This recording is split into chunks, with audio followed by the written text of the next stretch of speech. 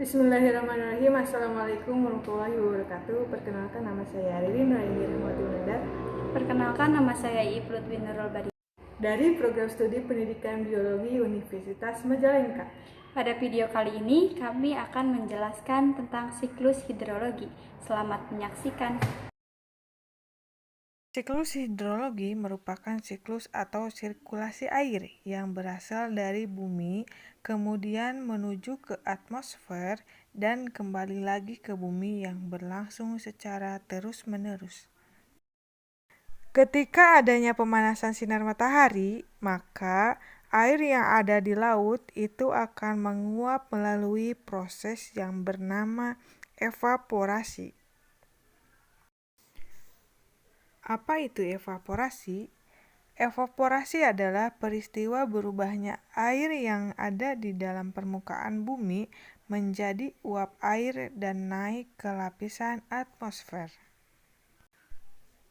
Penguapan juga terjadi pada yang namanya tumbuhan, yang kita kenal sebagai transpirasi. Transpirasi juga berarti penguapan, namun perubahan air menjadi uap air tersebut berasal dari jaringan hidup tanaman yang terletak di atas permukaan tanah. Ketika proses penguapan yang terjadi pada air laut dan yang terjadi pada tumbuh-tumbuhan berlangsung secara bersamaan, maka proses ini dinamakan dengan evapotranspirasi. Selanjutnya ada sublimasi. Sublimasi merupakan penguapan yang terjadi di kutub atau puncak gunung di mana adanya proses perubahan es menjadi uap air tanpa mengalami fase cair terlebih dahulu. Selanjutnya adalah kondensasi, yaitu perubahan uap air menjadi cairan. Tahapan ini terjadi karena uap air naik menuju ke atmosfer, lalu terjadi perubahan menjadi partikel titik-titik air. Partikel titik-titik air tersebut menjadi awan. Awan menjadi semakin tebal dan menjadi hitam jika semakin banyak partikel titik-titik air tersebut.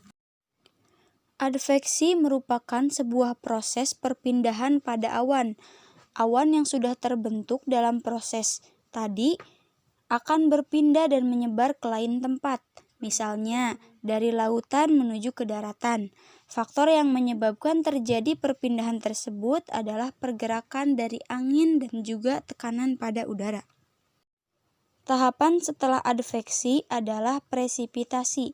Pada tahapan ini merupakan peristiwa turunnya hujan akibat suhu udara.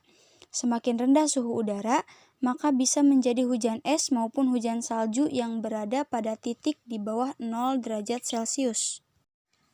Pada proses infiltrasi, air tidak langsung menuju ke danau, sungai, maupun lautan. Akan tetapi, air menuju ke pori-pori tanah dan menjadi air tanah. Gaya gravitasi menjadi faktor yang mempengaruhi terjadinya infiltrasi, karena saat mengisi kelembaban tanah dalam pembentukan air tanah. Proses runoff merupakan aliran air yang berada di atas permukaan tanah akibat hujan lebih cepat daripada penyerapan pada tanah. Pergerakan air hujan yang berada di dataran tinggi menuju ke dataran rendah. Pergerakan tersebut menuju ke reservoir bumi seperti danau, sungai, laut, maupun tempat saluran air yang lain. Pada tahapan ini akan menimbulkan erosi jika kuantitas dan laju runoff sangat tinggi. Pada proses ini, hasil hidrologi kembali ke hidrosfer. Tahapan terakhir dari siklus air atau proses siklus hidrologi ini akan membuat air kembali ke proses awal, yaitu evaporasi, dan seterusnya siklus ini akan berlangsung secara berulang kali. Sekian yang dapat kami sampaikan dalam video kali ini. Mohon maaf atas segala kekurangannya. Wassalamualaikum warahmatullahi wabarakatuh.